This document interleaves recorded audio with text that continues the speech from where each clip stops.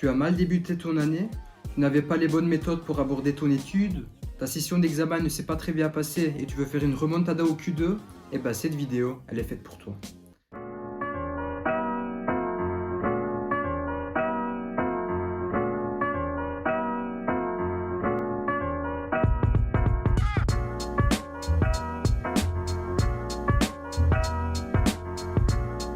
Salut à tous les amis, j'espère que vous allez bien.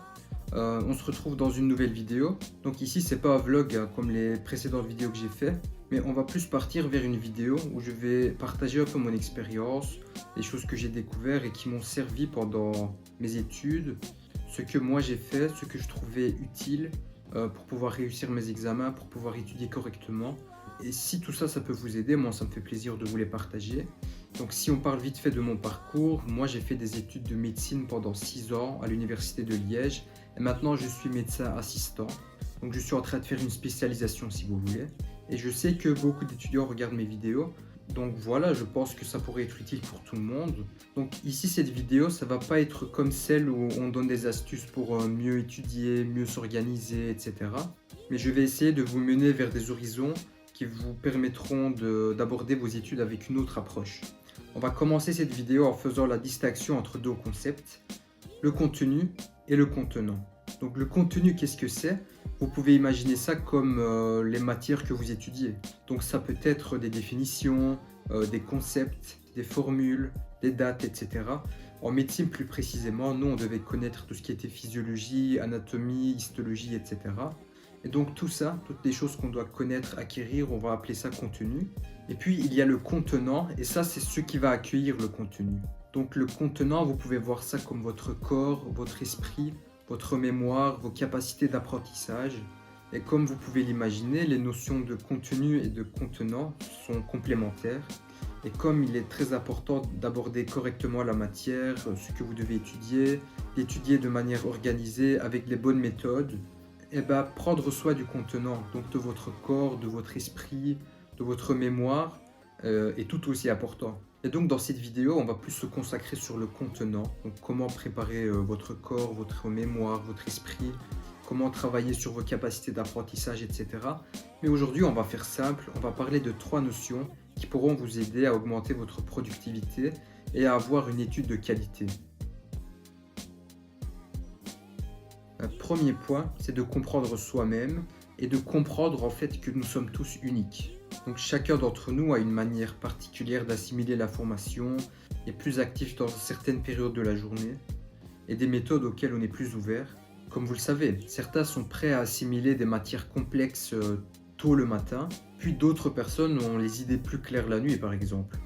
Donc moi perso, j'aimais bien étudier la nuit, c'était calme, j'avais les idées plus claires comme je l'ai dit tantôt. Et j'arrivais à mieux me concentrer sur la matière. Je sais pas si parce que tout le monde dormait, à mon avis ça aidait quand même pas mal. Et de la même manière, certains ont une mémoire plutôt visuelle et d'autres sont plus à l'aise avec l'auditif. Certains aiment bien aller au cours, sont concentrés, prennent des bonnes notes, et puis d'autres qui n'arrivent pas du tout à se concentrer et aller au cours c'est juste une perte de temps pour eux. Donc moi perso c'était le cas. Quand j'allais au cours, j'écoutais pas trop je vous avoue. Je préférais aller à la bibliothèque et aborder les cours moi-même. Donc voilà, pour moi, l'apprentissage autodidacte était un peu plus adapté. Et donc ici, puisqu'on est tous uniques, il est important de connaître nos points forts, mais également nos points faibles.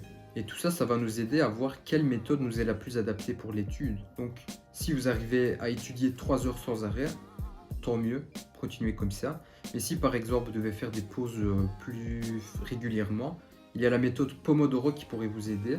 J'ai déjà fait plusieurs vidéos Study With Me où je travaille avec la méthode Pomodoro, donc vous pouvez aller les visionner. Et aussi, il est important de comprendre ce que votre corps, ce que votre esprit a besoin. Si vous devez vous reposer, si vous sentez que ça ne va pas, il faut se reposer les gars. On voit bien sur les réseaux sociaux que les gens sont parfaits, ils sont trop productifs, etc. Mais la vérité c'est qu'il y a des jours où tout le monde craque. Donc si vous devez faire une pause, si votre corps ne supporte pas, il faut juste tout simplement l'écouter. Et pour bien entretenir votre corps, votre esprit, votre mémoire, etc., il faut vous assurer d'avoir un sommeil adéquat. Donc voilà, c'est recommandé d'avoir au minimum 8 heures de sommeil. Vous voyez vous-même. De la même manière, avoir une alimentation équilibrée, même si à notre époque c'est beaucoup plus facile de recourir au fast-food, aux nourritures qui sont pas très saines. Vous pouvez quand même faire l'effort d'essayer de manger équilibré le plus possible. C'est déjà ça. Accepter votre unicité et la travailler, justement, c'est très honorant pour vous-même. Et en faisant ça, vous avez beaucoup de chances de trouver la méthode qui vous est la plus adaptée.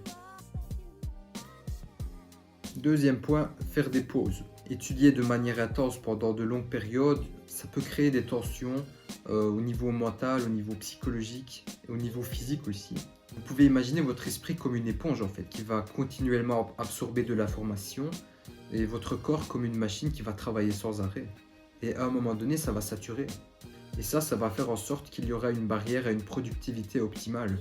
Donc faire des pauses régulièrement, c'est quand même un bon moyen pour continuer à avancer sur le long terme. Parce que les études, c'est un marathon, ça il ne faut pas l'oublier.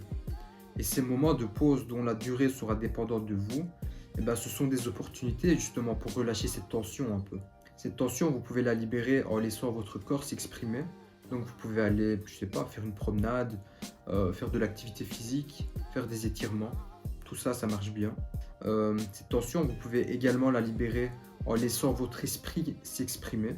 Donc je sais pas, vous pouvez par exemple, vous pouvez aller discuter avec vos proches, vous pouvez aller discuter avec des gens que vous aimez bien, vous pouvez tenir un journal, vous pouvez lire un livre, vous pouvez jouer d'un instrument. Tout ça, ça peut vous aider. Donc au-delà de ces petites pauses que vous aurez entre vos périodes d'études, n'oubliez pas d'insérer des pauses plus longues. Donc je parle par exemple d'une demi-journée, voire d'une journée où vous vous consacrez à vous-même. Et donc durant ces pauses plus longues, vous avez l'opportunité de consacrer du temps pour des compétences indépendantes de vos études qui vont permettre de nourrir votre personnalité qui est en développement et également de vous ouvrir de nouveaux horizons, de nouvelles perspectives. Vous pouvez par exemple apprendre à jouer un nouvel instrument, apprendre une langue étrangère, explorer un autre domaine artistique, explorer un nouveau sport. Et tout ça justement, ça va vous permettre de plonger dans un nouveau monde et de découvrir qu'il n'y a pas une seule façon de faire les choses, mais beaucoup plus. Par exemple, moi j'aimais bien lire des livres de développement personnel, mais en anglais, parce que je trouve que c'était beaucoup plus facile de comprendre. Et justement, en passant du temps en lisant ces livres, j'arrivais à avoir de nouvelles perspectives. Et ça, c'était des choses que je pouvais utiliser dans mes études. Par exemple, j'avais lu un livre sur des micro-habitudes à avoir au quotidien. Et ça, je pouvais très bien le transposer dans mes habitudes d'étudiant. Et considérer ces activités indépendantes comme des opportunités de stimuler votre quotient intellectuel, mais également émotionnel. Ça montre à votre cerveau de réfléchir d'une manière qu'il n'avait pas réfléchi auparavant, de comprendre des choses qu'il n'avait pas compris auparavant. En faisant tout ça, par exemple, vous pourrez comprendre des émotions plus facilement, vous pourrez approcher des problèmes avec des solutions beaucoup plus créatives, et vous pourrez même interagir avec diverses idées et d'autres cultures. Dernier point, être conscient. Étudier avec conscience, c'est bien plus qu'une simple question de concentration. C'est une action qui va vous demander une immersion totale dans la tâche à accomplir. Et ça va impliquer de cultiver une présence mentale complète et de minimiser toutes les distractions externes. Et justement, quand vous étudiez avec conscience, chaque moment d'apprentissage devient en fait une expérience profonde et significative. Vous ne cherchez pas simplement à parcourir le contenu en mettant du fluo et en faisant genre qu'on connaît tout, mais ici vous cherchez plus à faire des liens dans ce que vous étudiez, à connecter les idées et à réfléchir de manière critique. Étudier avec conscience, c'est pas quelque chose de facile. C'est une pratique qui demande de l'engagement, de la patience surtout, et de la persévérance. Donc étudier avec conscience, en fait, c'est quelque chose qui va te permettre de te rappeler, donc bien après, ici on vise la mémoire à long terme, ce que tu as étudié. Donc tu t'en rappelleras plus facilement parce que tu auras compris le concept. Mais moi perso, je trouve que étudier avec une conscience bien nette, c'est vraiment très compliqué. Surtout à notre époque où l'on vit justement dans un monde de surconsommation. On doit faire tout plus vite, on doit faire plusieurs choses en même temps, on n'a plus le temps de s'ennuyer. Et on est là à essayer d'optimiser notre temps sans arrêt, à faire 2-3 choses en même temps, etc. Et à un moment donné, ça devient lourd. Pour moi perso, quand je dois faire plusieurs choses en même temps, à un moment donné, ça devient quand même assez lourd. Parce que je dois faire une certaine chose et puis de l'autre côté, il y a l'autre qui attend, etc. Puis je suis en stress, je ne sais pas quoi faire. Oui, est-ce que je fais là, puis l'autre? Au final, je fais aucun des deux, donc ça sert à rien. Et c'est quelque chose que je dois travailler moi aussi. Parce que la conscience, c'est quelque chose qui est essentiel dans l'étude, mais également dans la vie de tous les jours, les gars. Je vous donne un exemple. Quand je prenais le bus, j'étais là, par exemple, j'allais m'installer dans mon siège. Donc je mettais mes écouteurs, j'ouvrais ma musique, et puis j'étais sur mon GSM, sur les réseaux sociaux. Et donc quand je devais descendre du bus à chaque fois, c'est fou parce que je me rappelle plus du voyage. Donc qu'est-ce que j'ai fait? Je suis parti d'un point A vers un point B, j'ai écouté de la musique, j'ai regardé les réseaux sociaux pour voir un peu ce qu'il y avait, j'ai envoyé des messages, j'ai répondu aux messages ou envoyé des nouveaux. Et au final, donc j'ai passé 20 minutes, 30 minutes, mais je me rappelle même pas de ce que j'ai fait. Et je trouve ça très dommage parce qu'en voulant faire deux, trois choses en même temps, je n'ai pas pu profiter du présent. Après, l'exemple, il n'est pas ouf, hein, j'avoue. Parce que quand on doit faire la millième fois le même trajet sur le bus, voilà, je pense qu'on peut s'en passer de regarder par la fenêtre. Mais si je devais donner un autre exemple, c'est quand je mange. Donc quand je mange en solo, j'ai l'habitude d'ouvrir une vidéo et bah, de la regarder pendant que je mange. Donc qu'est-ce que je fais? Je suis en train de manger, j'ai mes yeux qui sont rivés sur l'écran et mes oreilles aussi. Et justement, j'arrive plus à me concentrer sur ce que je mange. Je mange plus vite, je mange plus que ce que je devais manger et je savoure même pas mon repas. Moi, je trouve ça quand même triste. Je pense qu'on devrait plus se focaliser sur le présent et profiter du moment parce que c'est quelque chose qui ne va jamais retourner. Mais j'avais réfléchi un peu sur cette question en mode comment est-ce que je pourrais améliorer. Je m'étais dit, au lieu de regarder une vidéo par exemple, est-ce que si j'écoutais la radio ou un podcast, est-ce que ça irait mieux? Je pense à ça parce que là, au moins, j'aurais libéré mes yeux. Mes yeux seront sur le repas. Il y aurait juste mes oreilles qui seront concentrées à écouter la radio ou le podcast. À tester, ce sera déjà une bonne étape, je trouve. Et je vais terminer la vidéo en vous donnant quelques idées de comment est-ce qu'on pourrait travailler notre conscience. Donc d'abord, on pourrait faire des séances de mindfulness. Donc par exemple, des exercices de respiration, de la méditation, essayer d'être dans le présent, dans le moment même. Et ça, c'est des choses que vous pouvez tester. Ça joue notamment sur vos capacités de concentration et ça joue également sur votre conscience de soi. Vous pouvez également tenir un journal, ça c'est très intéressant, pour noter vos idées, vos émotions, vos impressions, vos expériences. Et ça justement, ça permet d'avoir une vue un peu plus globale sur vos comportements et vos habitudes. Et justement, ça vous permettra de vous comprendre vous-même et de soutenir une meilleure productivité. Et vous pouvez également recourir à tout ce qui est formation continue, je sais pas, des cours en ligne, etc. Ou bien lire des livres de développement personnel. Tout ça, ça peut vous aider aussi.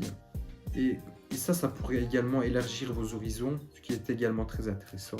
Et donc l'idée en global, c'est de cultiver une conscience qui pourra vous être utile dans tous les aspects de la vie. Ben voilà les gars, on arrive petit à petit à la fin de cette vidéo. On a donc parlé de 3 notions simples à décrire mais difficiles à appliquer, qui pourront vous aider à avoir une étude de qualité. Vous pouvez me mettre dans les commentaires ce que vous avez pensé de cette vidéo, ça fait toujours plaisir. Est-ce qu'une partie 2 vous intéresse? Point d'interrogation. Est-ce que vous avez d'autres astuces? Commentaires. Ben, on va arrêter la vidéo ici les gars. J'espère que ça vous a plu. On va continuer avec les vlogs bientôt, Inch'Allah. Ça va arriver, Inch'Allah. Il faut continuer à être productif et ça va arriver. Ben, moi je vais vous laisser là et on se dit à la prochaine.